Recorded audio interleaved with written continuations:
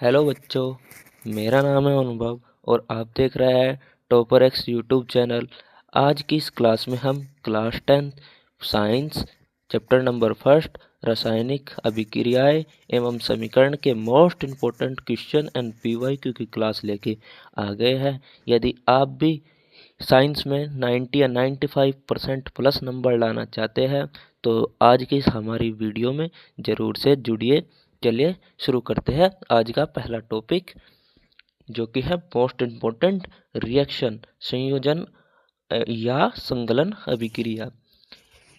ऐसी अभिक्रियाएं जिसमें एक या एक से अधिक अभिकारक या अभिकर्मक परस्पर संयोग करके एकल उत्पाद का निर्माण करते हैं, संयोजन अभिक्रियाएं कहलाती है।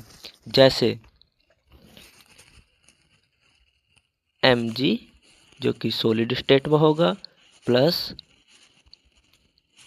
O2, तीर का निशान MgO2।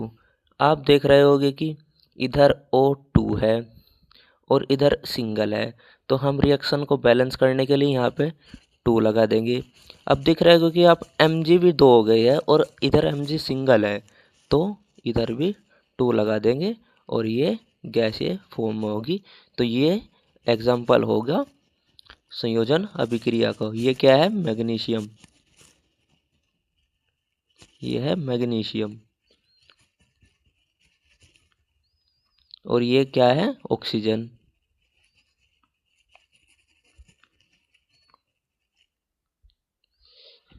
और ये जो प्रोडक्ट बना है ये क्या बना? मैग्नीशियम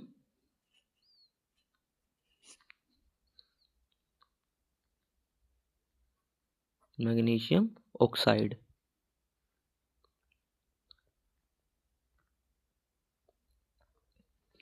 तो ये इसका एग्जाम्पल है। संयोजन अभिक्रिया क्या होती है? ऐसी अभिक्रियाएं जिसमें एक से अधिक अभिकारक या अभिकर्मक परस्पर संयोग करके एकल उत्पाद का निर्माण करते हैं, संयोजन अभिक्रियाएं कहलाती है। तो अगली रिएक्शन की ओर हम बढ़ेंगे, जो कि मोस्ट इम्पोर्टेंट है, वियोजन अथवा अपघटन अभिक्रिया। वह अभिक्रियाएं जिसमें एकल अभिकारक टूटकर एक या एक से अधिक उत्पाद का निर्माण करते हैं, वियोजन अभिक्रियाएं कहलाती है। ये निम्नलिखित प्रकार से होती है।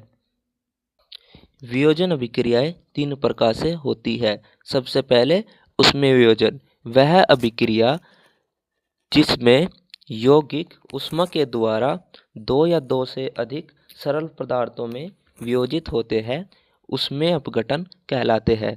इसका जो एग्जाम्पल है वो है CaCO3, जो कि सॉलिड स्टेट में होता है।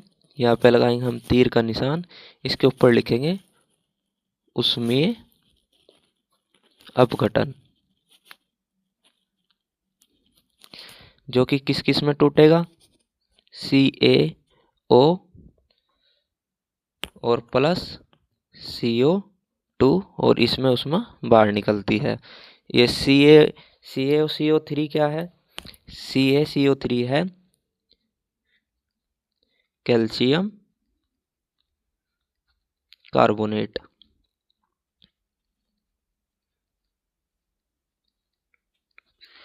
देखिए हमें कैसे पता लगेगा कि ये CaO प्लस CO2 में कैसे टूटेगा?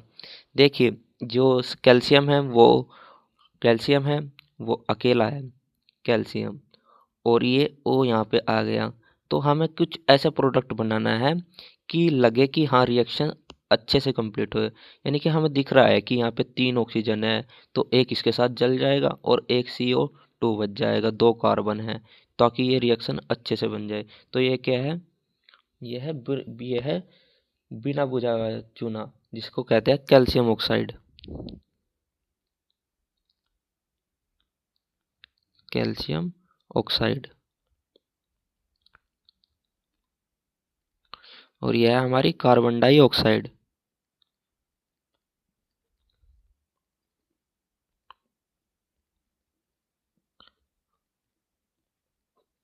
Carbon dioxide. नेक्स्ट रिएक्शन है विद्युत अपघटन, इसी का सेकंड रूप वियोजन अभिक्रिया का।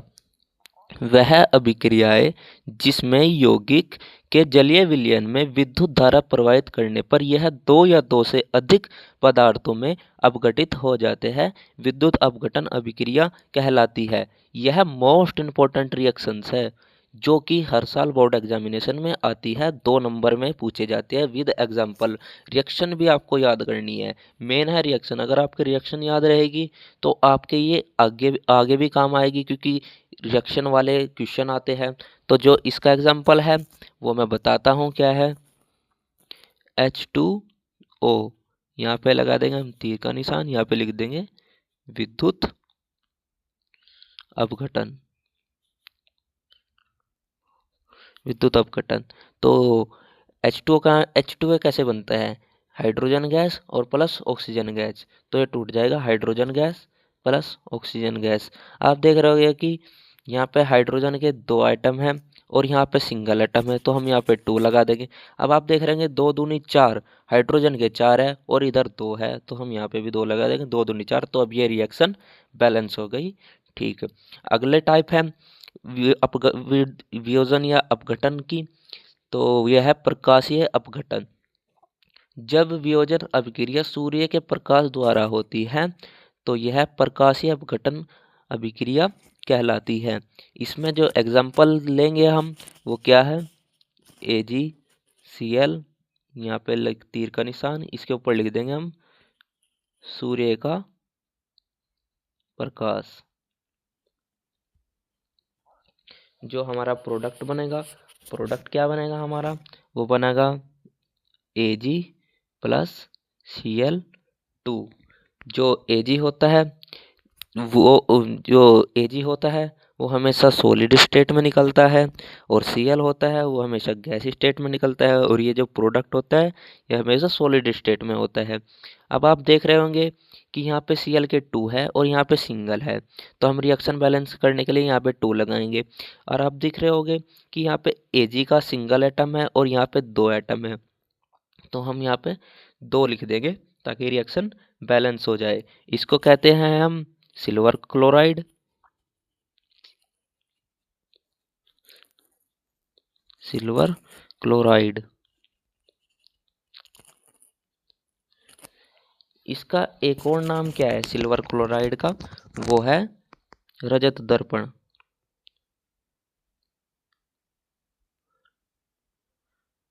ये एक और नाम है सिल्वर क्लोराइड का, रजत दर्पण। और ये हमारी क्या बन गई, सिल्वर,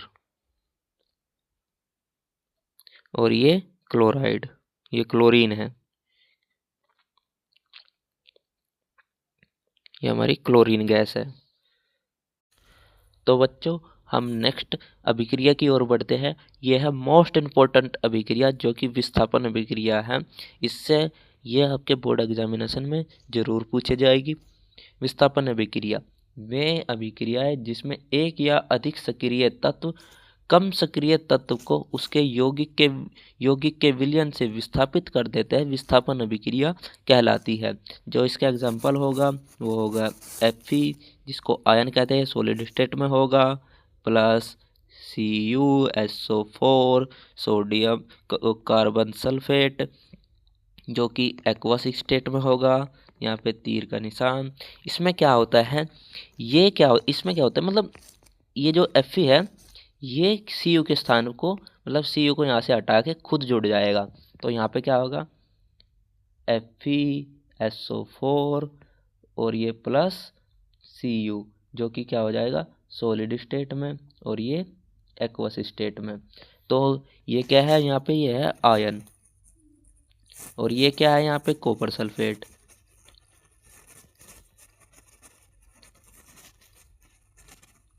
कॉपर सल्फेट, और ये है यहाँ पे आयन सल्फेट।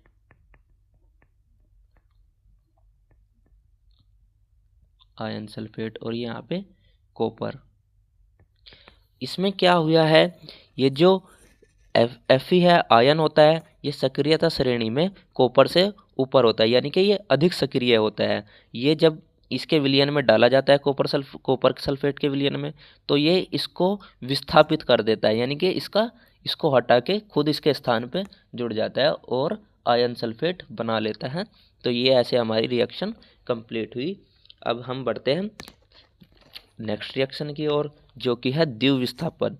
वे अभिक्रियाएं जिसमें अभिकारकों के बीच आयनों का आदान प्रदान होता है द्विविस्थापन अभिक्रियाएं कहलाती है। इस रिएक्शन में क्या होगा, चलिए इसका हम एग्जांपल लेके आपको समझाता हूं मैं।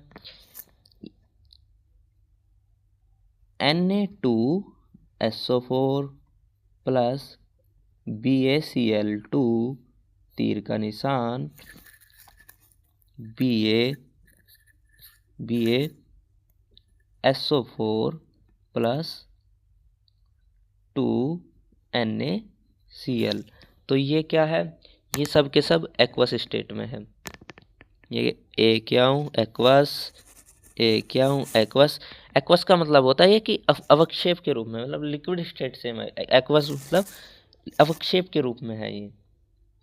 और ये हमारा क्या बनेगा, सॉलिड स्टेट में।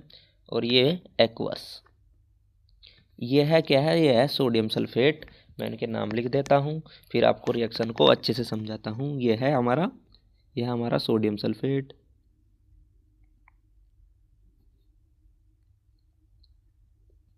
Sodium sulphate. ये है हमारा barium chloride. Barium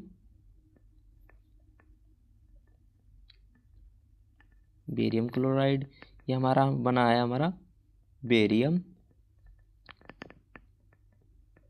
sulphate.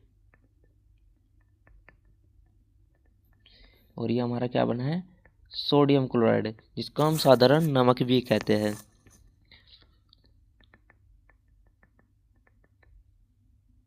Sodium chloride.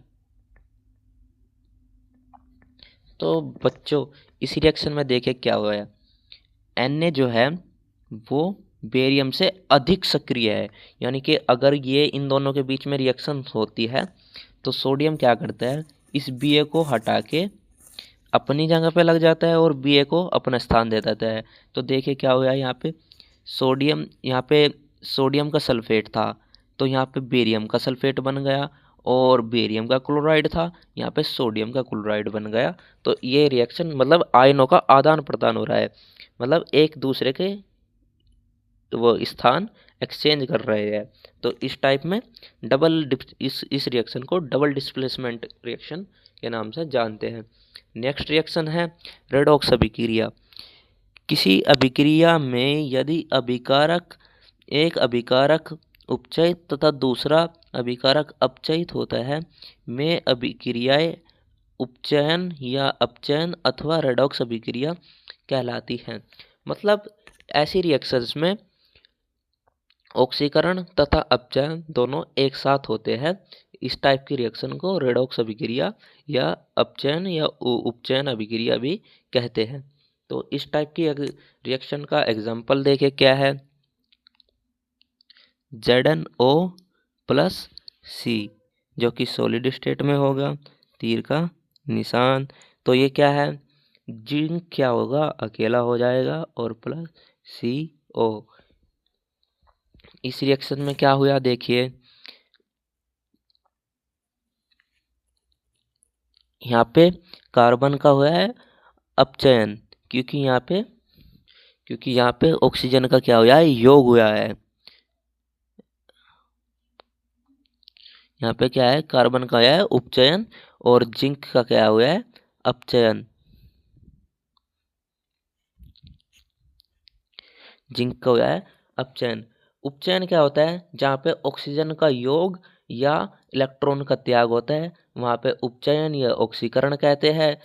और अपचयन क्या होता है, जहाँ पे ऑक्सीजन का निकलना या हाइड्रोजन का जुड़ना या आयरन को ग्रहण करना, वहाँ पे अपचयन होता है। तो इस रिएक्शन में यही हुआ है। यहाँ पे देखिए कार्बन अकेला था, इधर ऑक्सीजन जुड़ गया यानी कि ऑक्सीजन का योग हुआ है। और यहाँ पे ZnO था यानी कि जिंक ऑक्साइड, इसमें क्या है, ऑक्सीजन है और यहाँ जिंक अकेला है, वो भी सॉलिड स्टेट में। तो ये देखिए यहाँ से मतलब यहाँ से ऑक्सीजन निकल गया। तो ये रिएक्शन क्या हुई, रिडॉक्स अभिक्रिया। यहाँ पे अपचयन भी हो रहा है और उपचयन भी, दोनों एक साथ हो रहे हैं। तो यह है रिडॉक्स अभिक्रिया।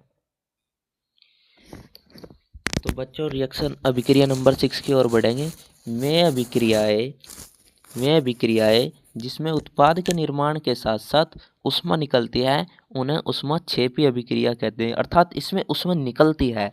जैसे कि हम रिएक्शन लेंगे कार्बन जो कि सॉलिड स्टेट में होगा प्लस O2 तीर का निशान और तीर का निशान तो जो कि बनेगा कार्बन, और जब ऑक्सीजन जुड़ते हैं तो कार्बन डाइऑक्साइड गैस बनाते हैं जो कि गैसीय फॉर्म में होगा। और यहाँ पे प्लस क्या होगा 94 किलो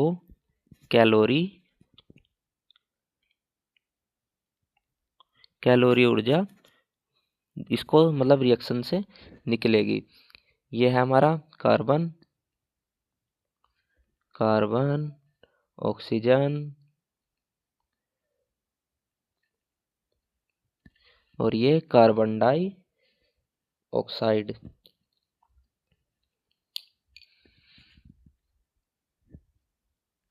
कार्बन डाइऑक्साइड।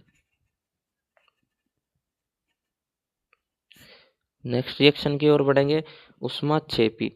इस रिएक्शन में हमको ऊष्मा इसमें क्या होता है, उसमें हमें उससे बाहर निकलती है और इसमें हमें ऊष्मा देनी पड़ती है।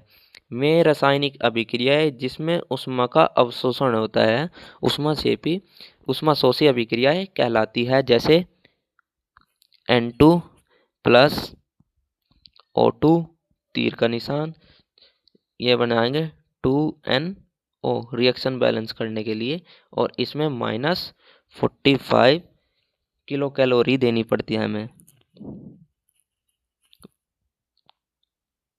कैलोरी। तो ऐसी अभिक्रिया है जिसमें ऊष्मा अवशोषित होती है, मतलब ऊष्मा देनी पड़ती है। अगर हमें किसी MCQ में दे दिया कि इसमें ऊष्मा शोषी अभिक्रिया पहचाने, तो हमेशा इस बात पे ध्यान दीजिए कि यहाँ पे ऊष्मा देनी पड़ती है, अर्थात माइनस का साइन आएगा और ऊष्माक्षेपी में क्या आएगा, पॉजिटिव साइन आएगा। ठीक है। और ऐसी रिएक्शंस क्या होती है ऊष्मा शोषी अभिक्रिया कहलाती है जिनमें ऊर्जा देनी पड़ती है। तो चलिए बच्चों आज के इस चैप्टर के लास्ट टॉपिक की ओर बढ़ते हैं जो कि है संक्षारण। यह एक ऐसी स्थिति होती है जिसमें धातुएं ऑक्सीजन अथवा नमी की उपस्थिति में आके धीरे धीरे उनसे क्रिया करके क्या होते हैं, नष्ट होने लगती है। ऐसी स्थिति को संक्षारण कहलाते हैं। तो लिखेंगे वह अभिक्रिया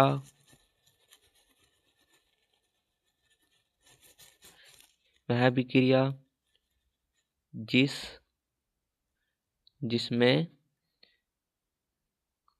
धातुएं ऑक्सीजन तथा नमी से क्रिया करके धीरे धीरे नष्ट होने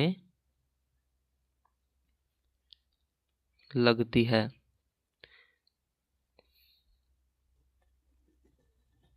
ऐसी प्रक्रिया को संक्षारण कहते हैं।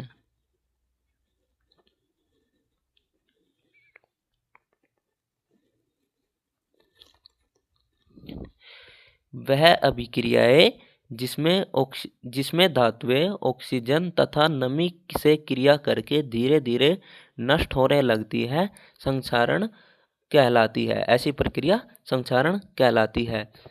उदाहरण क्या है, उदाहरण देखिए।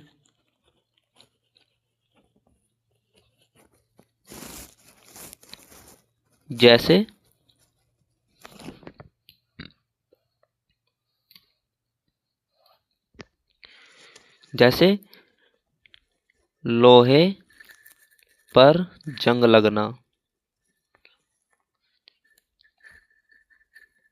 यह एक संक्षारण है जिसमें लोहे पर जंग लगता है। इसमें इस स्थिति में क्या होता है कि लोहा ऑक्सीजन से क्रिया करके अपना ऑक्साइड बना लेता है। और चांदी पर काली परत का बनना,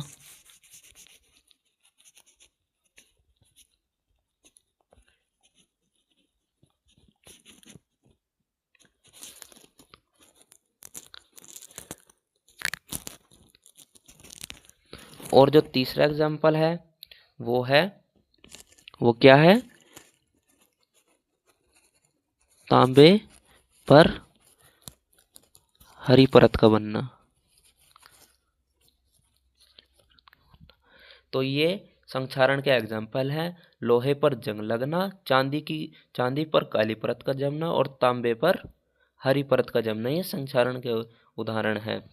इससे जो बचा जाएगा वो हमें क्या करना पड़ेगा, जो धातु है उन पे कलर कर दिया जाए, ग्रीस लगा दिया जाए, तो हम संक्षारण से बच पाएंगे। तो बच्चों, आज की इस क्लास में इतना ही। मिलते हैं किसी नेक्स्ट वीडियो में नेक्स्ट टॉपिक के साथ।